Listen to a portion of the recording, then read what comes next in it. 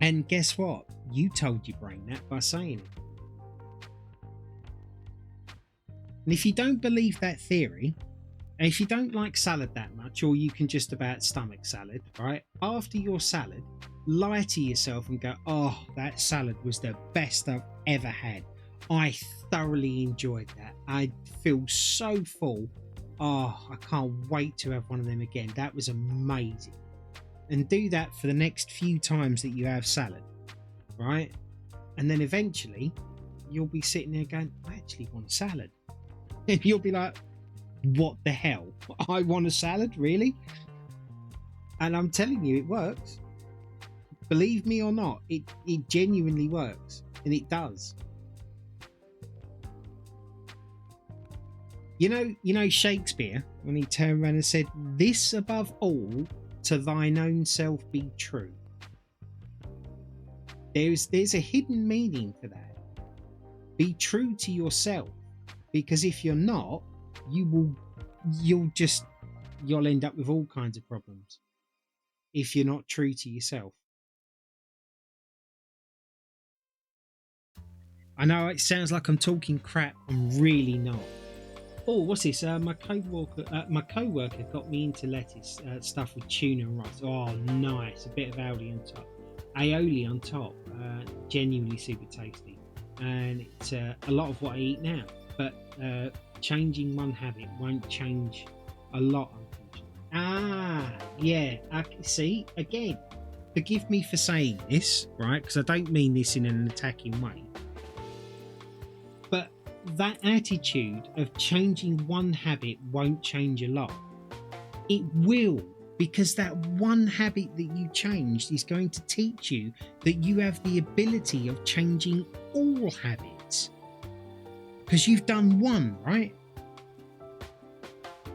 And then you can go on to the next habit. So I disagree with that completely. If you can change one habit, you can change all habits. You must agree with me on that point. Maybe that one habit was easier to do than others, and maybe the next one's going to be more challenging. But the fact that you were able to change one habit, isn't it not reasonable to assume that you should be able to change them all?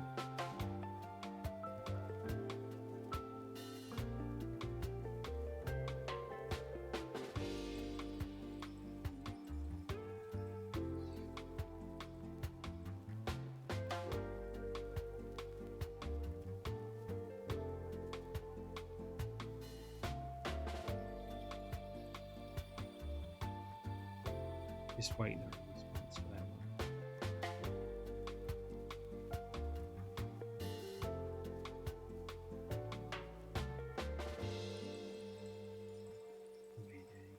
What's this? Yes.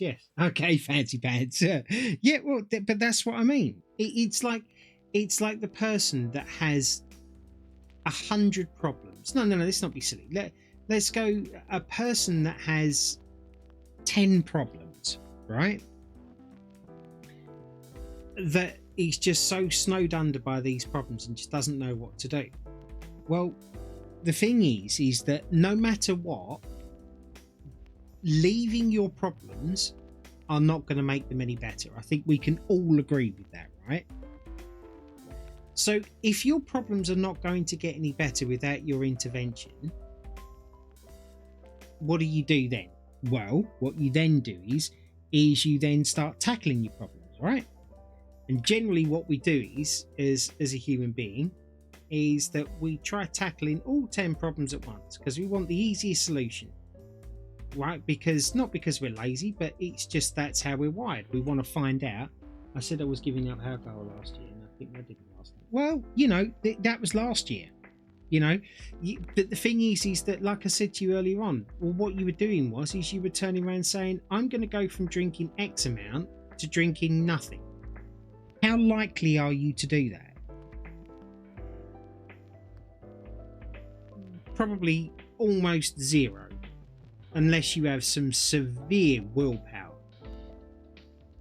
But if you drank, say, like I said, 6 cans a night, and you said, okay, my New Year's resolution now is that on a night I would normally drink 6, I'm only going to drink 5.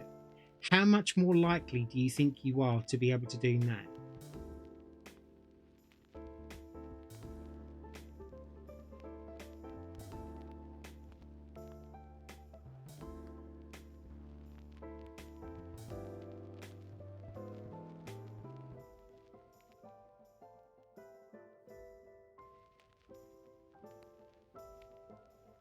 This is the problem. We want all or nothing. And we can't have all or nothing. We're not strong enough to do that. I allowed social events, and then I turn back to drinking to wind down. Sometimes drinking on the weekend because it's the weekend. Yeah, there's thousands of people that do it. The thing is that at that point you just turn around and said to unwind. That means that you have a mental health issue. Because if you didn't, you'd be able to unwind without the need for alcohol.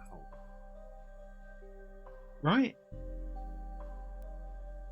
You could meditate or something. I'm not saying that you should. I'm just saying that there are plenty of ways out there to unwind that don't involve any kind of drug. And let's be fair, alcohol's a drug, right? Probably one of the most dangerous and widely available ones. It relaxes me before bed. Great. Have you tried anything else that could relax you before bed that didn't involve alcohol? And the next question is, have you tried everything to try and relax yourself before bed to avoid alcohol? Alcohol should knock you out, if I'm not mistaken. Yeah, and it does. But that's the thing. That alcohol is incredibly dangerous. Like, it's more dangerous, in my opinion, than heroin or cocaine or all the rest of it. But yet it's just so widely available for everybody, and it's so sociably acceptable to get drunk as people do. It's just, and believe me, don't think that I'm one of these people that's dead against drinking and whatever else.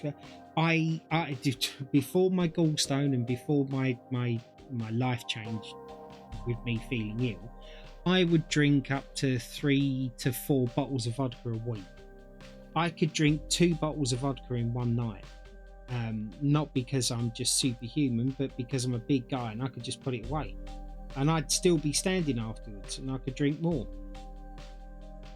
And I tell you what, I have thousands, hundreds of people that can prove that that's true.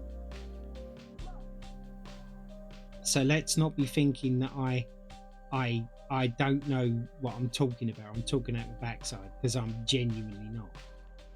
Do I still drink now? Yes, I do. I have the occasional glass of port now. Or I'll have the occasional vodka and lemonade, or the occasional beer, or whatever else. But I don't drink like I used to. Alcohol. 1 litre bottle. I only ever bought them in 1 litre because the 70cl ones are no good.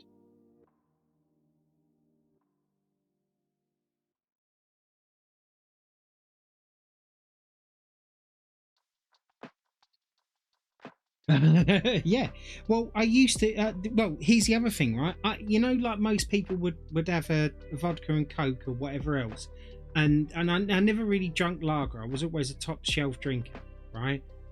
Everybody else would have it in a normal glass. I'd have mine in a pint glass, and it would be half a pint of vodka and half a pint of coke.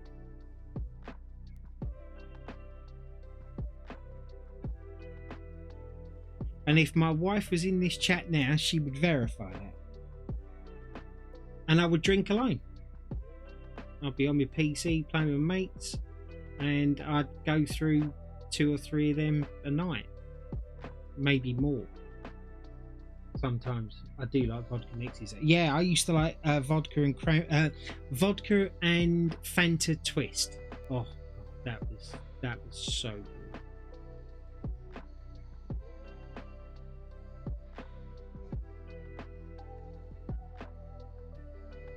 But yeah, so it's not like, what I'm trying to say is that it's not like I'm talking out the backside. And do you know what's funny? When I stopped drinking because of my gallstone, it was when I first had my gallstone attack and stuff, and I stopped drinking then because I couldn't really eat properly and stuff because of my gallstone attacks. I didn't stop drinking because I wanted to stop drinking. I stopped drinking because of whatever it was that was in my stomach, and then I just kind of lost interest for it. And like I said, I can get drunk off of a glass now. It's brilliant. Costs me so much less. But I did switch to just drinking water a lot. I drink around between 1 litre to 2 litres of water every day. I don't pound it and do it all at once, and sometimes I do forget, which is why I leave a hydrate on here. Because I've been doing this now for what, an hour and 43, and I haven't drunk. Right, with my coffee I have, but you know, that's why I put a hydrate on there, because sometimes I just forget to drink because I'm not thirsty, you know. And if I was thirsty, I'd drink. But in this day and age, you've got to try and drink more, according to everybody. But I also you look a bit parched. Why don't you take a drink? I didn't know that was coming. Thank you very much.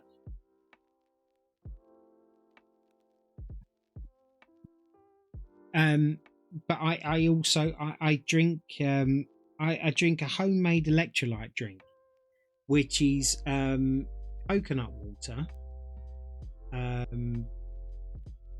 with a pinch of rock salt, Celtic sea salt I put in it. I have 750 ml of water when I'm probably about half of that and the whole rest of the night, so I'm inconsistent. Well, that's why I bought a jug, a 2 litre jug. You can't get inconsistent with a 2 litre jug, because you know, if you fill it up, you finish it, and if you haven't finished it, you haven't done it. So when the jug's sitting there and it's like looming at you, you can't ignore it.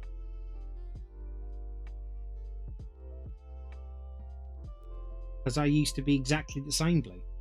You love water. Yeah, I mean, like, water's pretty tasteless. You know, it gets a bit boring after a while, but it's nothing you can't get used to. I used to drink a lot of fruit juices and stuff, and they go, oh, no added sugar. And I'd be thinking, oh, I'm doing a really good thing here. Turns out that it's no added sugar. It doesn't mean it doesn't have crap tons of sugar in it in the first place. So I just decided I'll just go and stick to water then. You know? Which is why I turned around and said to you, like, I don't generally, I do eat things I like. Don't get me wrong. It's not like I'm a monk or something, you know. I do allow myself to eat stuff, but I no longer look at food as something that I enjoy. I just look at it as something that I have to eat to stay alive. And once you start doing that, once you start getting into that mindset, you'll be surprised how easy it is to avoid eating crap food. Then also start looking at your ingredients list in the food that you've got. You know, take a bit of time to figure out what's actually gone into it. You know, don't have anything GMO in it, genetically modified organisms or whatever it is they call it. You know, I just like the original food. If that's all the same to you, thanks very much.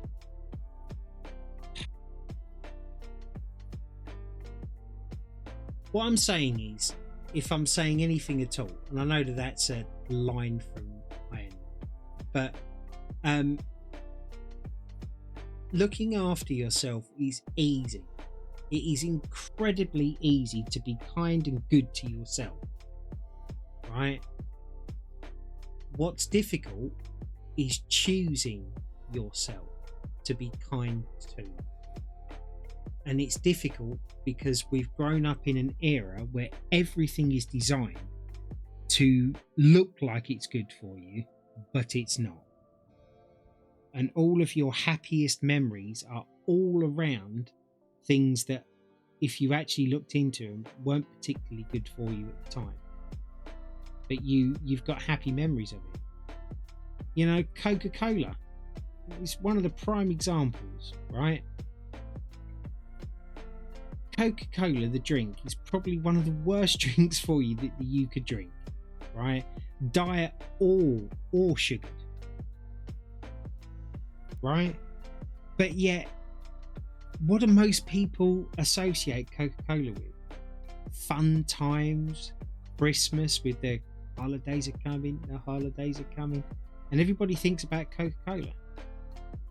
Is that a good thing? To think about this drink that's really bad for you, with all the corn syrup and the sugar in it? I mean, at the end of the day, if you choose to drink it, that's on you. You know, I drink. I used to drink a lot of it. I still do drink it every now and then. I can't remember the last time I did, but you know, I will still drink a Coke. But do we have to associate it with good stuff? Because it's not good stuff. You know, I don't see adverts for heroin. Oh, you know, you forget all your troubles, you'll feel great for about an hour, and then your life's going to go. It'd be brilliant. The holidays are coming. The holidays are coming. No, you won't see that. You'll see plenty of adverts for alcohol, you know, and how good it makes you feel, and everyone's laughing and joking, and it's so great to have a responsible drink, and but it's not. It's really not. But that's what I mean by everything's designed to give you happiness feelings that's bad for you. How great would it be? How weird would it be, right? If it comes with my fast food, then I'll drink it, but I don't really go out of my way. But yeah, I never did. I only drank it when I was drinking alcohol.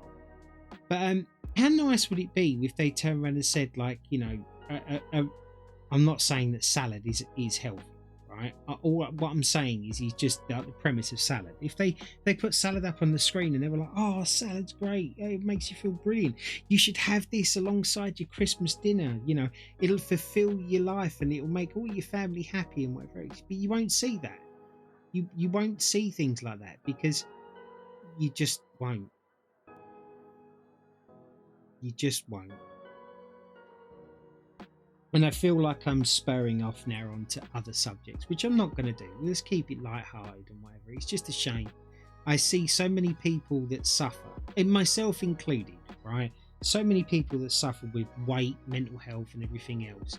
And then all of these people that have not been affected by it because they've been in a circumstance where they haven't had that thing where it's pushed them to do it.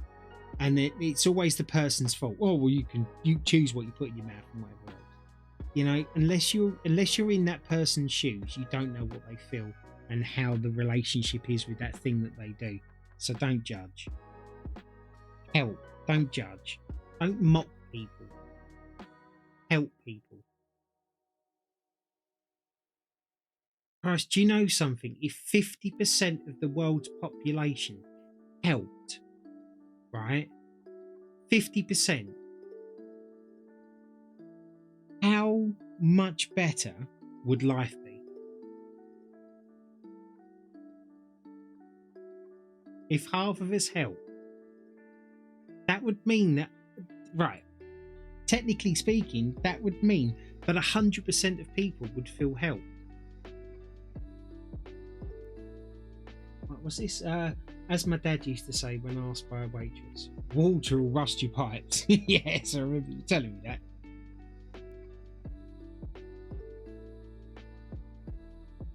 I don't care who you are, everybody needs a helping hand.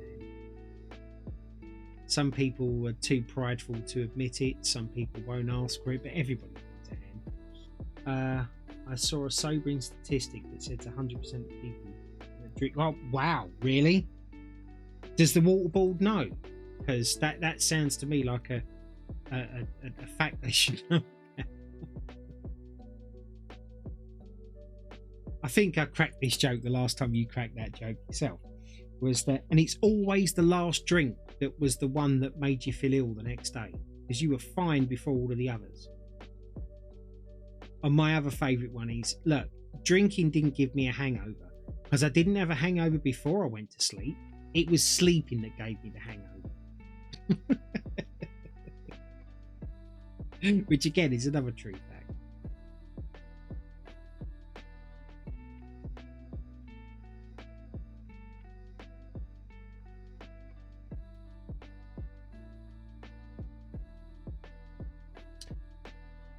More people die wearing seatbelts than that don't. Yeah, no, it's true. Absolutely true.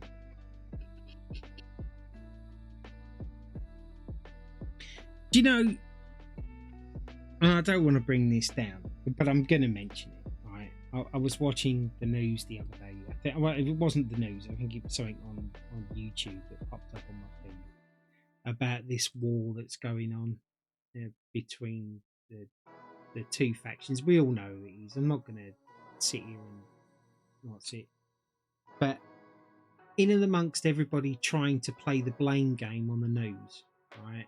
And who wants to support what, and That seems to be the most important thing. Everybody just wants one person to turn around and say, oh, I do this and I do that and whatever else. That seems to be the main agenda of the media and everybody else, right? It really does. Everyone's focusing on that.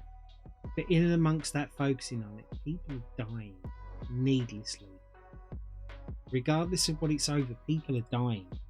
Why are we caring about who supports what?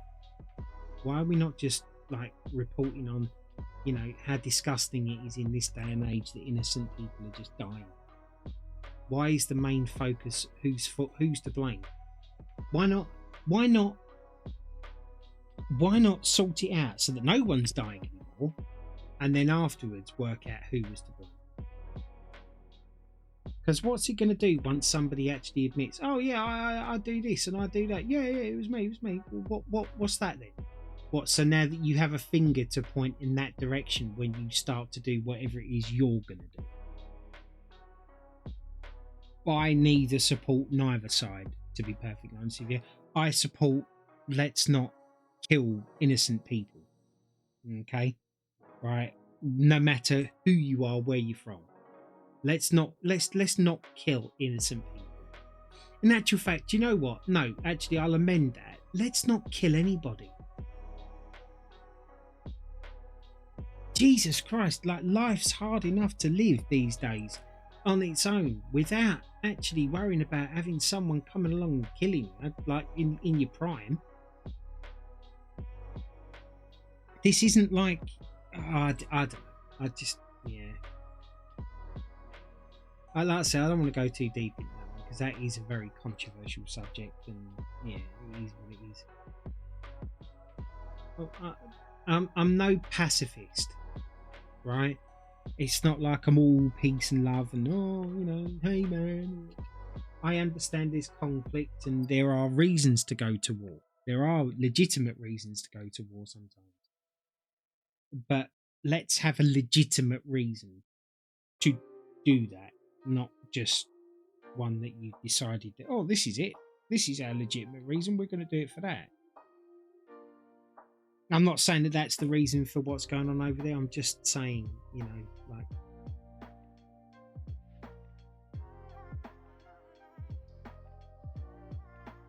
terrible. But it is the world in which we live. Gosh, this guy, I've gone on for ages. So sorry. I've just realised I've just ranted and ranted.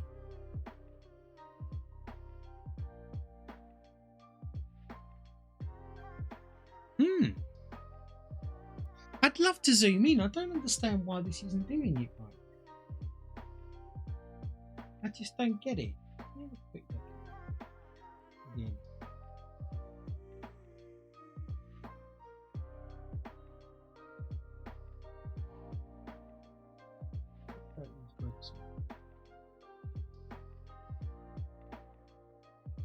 Nah, still not working. Alright, well let's do a little bit more, I think. And then I'm going to do my second part of my streaming today.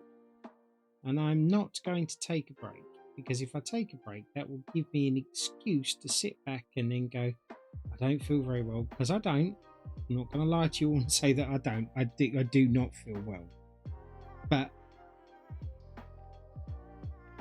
I'm just going to carry on pushing, which will probably end up being a mistake later on, but it also might not.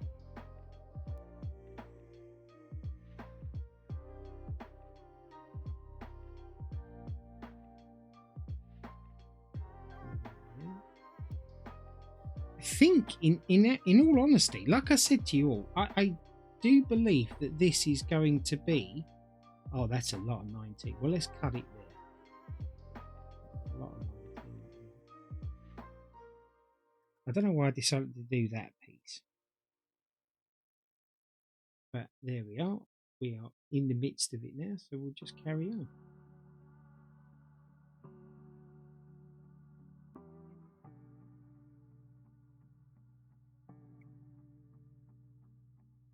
Dee-dee-dee-dee. Dee-dee-dee-dee.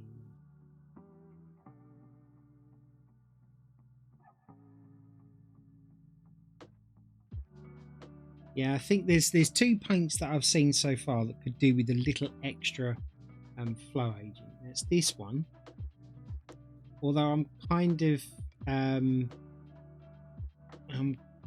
reticent to put it in this one because being black, as soon as you start to thin it even just a little too much, it just starts going transparent and it actually starts looking like a different color.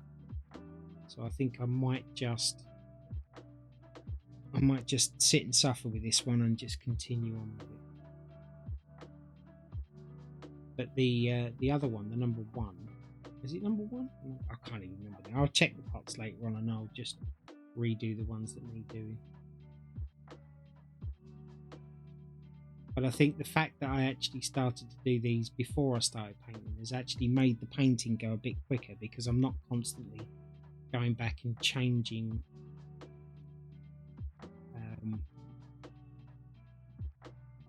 redoing paints.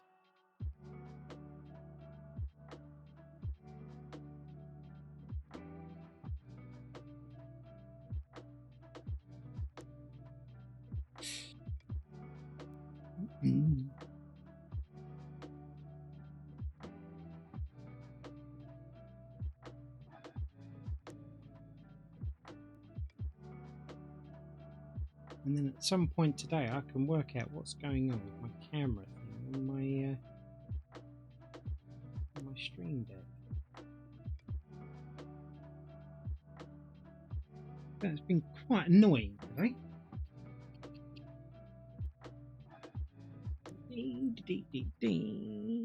Yeah, so we're going to get on with a little bit of Spider-Man 2.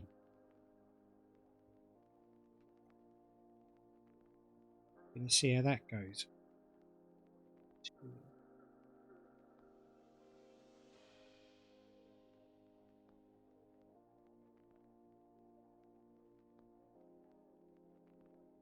Two.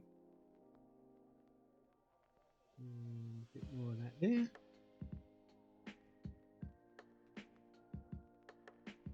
And here.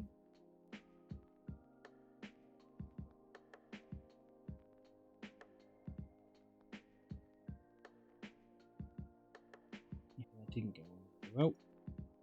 A bit more.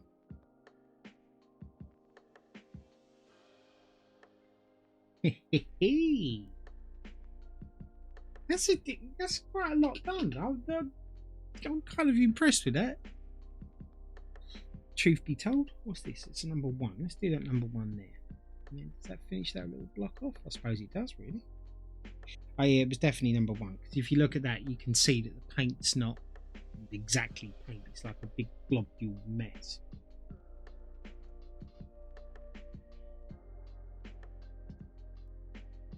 We'll put that in there. Okay, let me just use that to go on top of the little numbers. Get rid of them. Don't really want to be seeing them. Yes. I also framed this one myself as well. I'm getting better at it. As you can see, this one doesn't have as much giving it as what the other one did. I did learn. Who knew that that could be an actual thing for me to learn something? Oh, well, that was 2 hours. Wow, that's not bad.